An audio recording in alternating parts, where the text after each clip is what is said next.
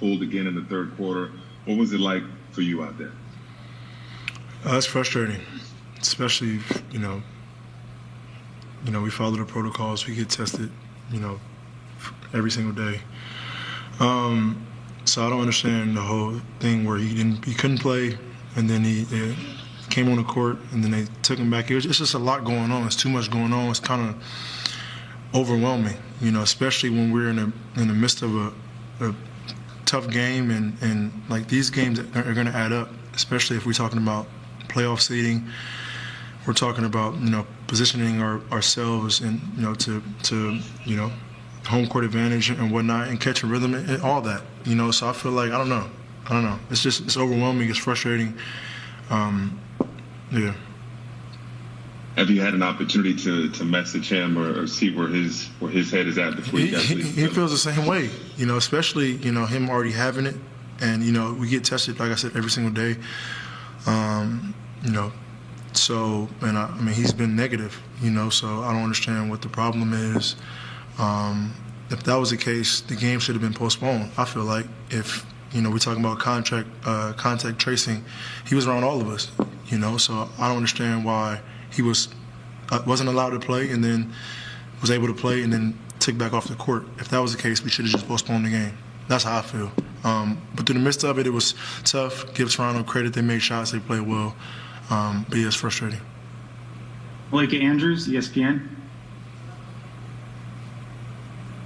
Hey, James, in the midst of sort of all that frustration, did you find it hard to sort of refocus? Did you kind of questions going on in your head like, hey, what's going on? I want to pay attention to that? Or what was kind of the balance there of trying to be like, oh, we still have a game to play? No, we definitely have a game to play, but we're bringing it in a huddle, and coaches drawing up the first play of the game, and, we're like, where's Kevin? And Kevin can't play. It was like, all right, cool, whatever. All right. So then we're starting the game up, and then Kevin is able to play. It's like, all right, let's go. Then Kevin can't play again. It's like, all right, come on, what are we doing? So it's just, we try to focus on the game, try to focus on possession by possession, try to, get a rhythm because we started off slow. We're not here to make excuses, but it's a lot. It's a lot. Thank you. Alex Schiffer, The Athletic.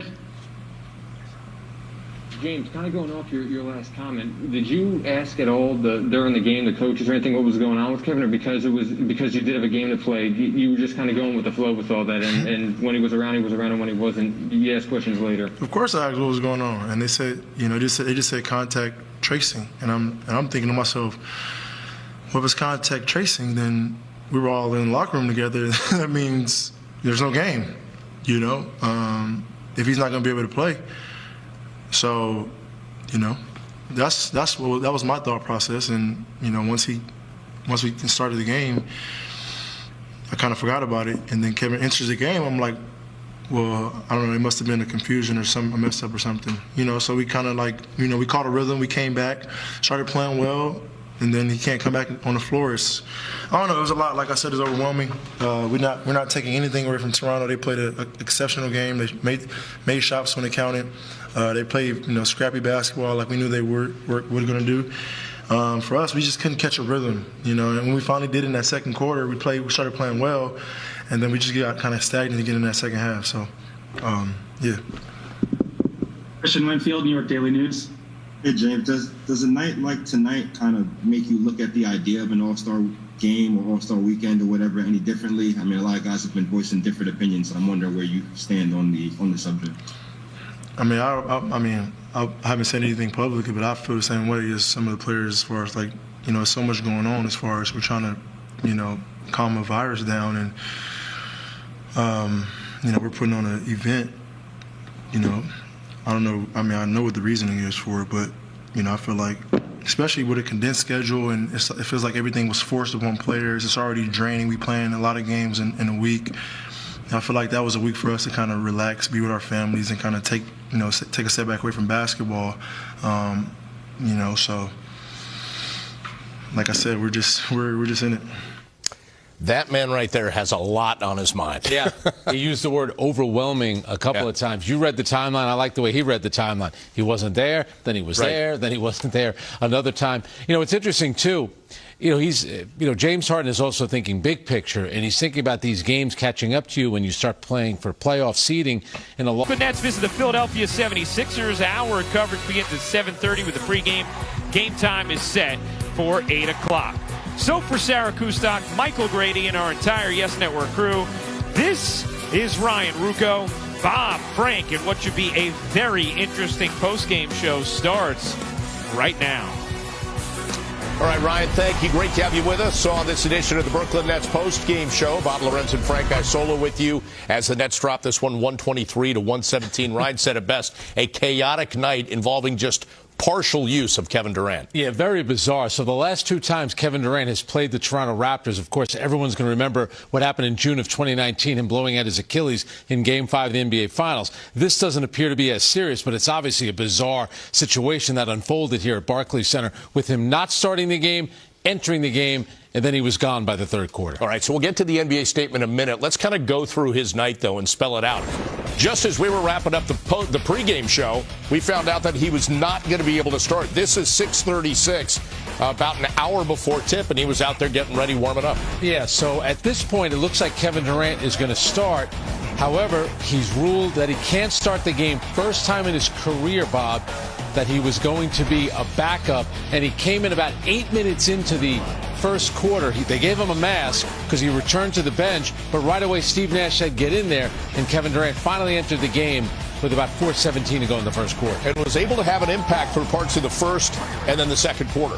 Yeah, and a lot of it, ended up being his first basket of the game on that dunk, but he did a really good job getting guys involved. He had 5 assists by halftime, and you figured he hadn't played a lot of minutes in the first half, and then here originally, everyone thought this might be his 5th foul. It was called on the floor. Steve Nash had left him in at 4 fouls. They reviewed it. They said, no, it wasn't a foul. But during that break, during the challenge, is when they told Kevin Durant that he could not play. So you see how disappointed he is, probably shocked that for the second time, he's told that he can't play. This is what the NBA had to say. Kevin Durant has tested negative 3 times in the last 24 hours, including 2 negative PCR tests today. However, someone he had interacted with this afternoon subsequently had an inconclusive test returned shortly before the game. So Durant initially held out of the game while that result was being reviewed. Under the league's health and safety protocols, we do not require a player to be quarantined until a close contact has a confirmed positive test. Well, during the game, a positive test was returned for the person Durant interacted with this afternoon. Once that test was confirmed positive, out of an abundance of caution, Durant was removed from the game and contact tracing is underway to determine if he was in fact a close contact of the positive individual. And he asked really quickly, Frank, this is what he tweeted at 9:53 when he was sitting in the locker room. Well, here's the thing, Bob. So if he didn't have to be quarantined, why wasn't he allowed to start the game? That's number one. So clearly there was an issue. So then now you're saying you're pulling him out by the third quarter. He now has come in contact with everyone on his team and everyone on the Toronto Raptors that played.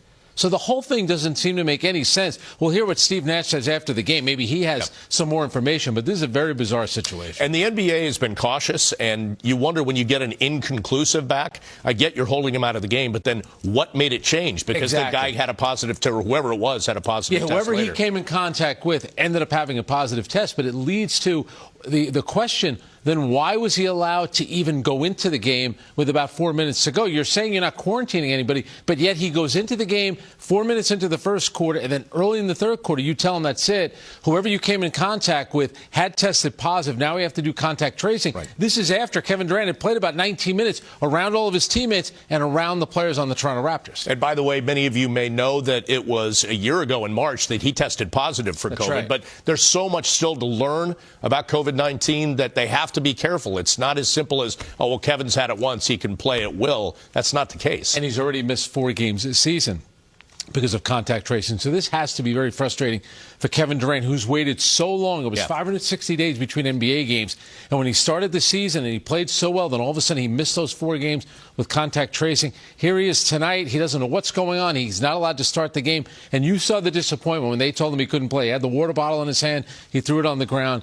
just a strange night at the Barclays Center. Yeah, and the PS to this is they're playing back-to-back games. They've got to take on Philly, and what does that mean for Durant tomorrow? Yeah, we were saying at halftime, when you looked at his minutes, we were thinking, you know what, there's a very good chance you might see him play 20 minutes in the second half. And he was finally starting to get his game together. You could see that the Nets were finally starting to get a rhythm. So you're telling the Nets at one point, right before this tip-off, he's out. And then in the third quarter, now granted, he did have 4 fouls at that time. Maybe Steve Nash, who took a gamble and almost backfired, maybe he was going to keep him out of the game. That's what I originally thought when they were going to keep him on the bench after the challenge was overturned, because remember, that would have been his 5th foul. I thought, you know what, maybe Steve Nash is figuring I'm going to leave him on the bench for a couple minutes, then I'll put him back in the game. All right, let's take a look at another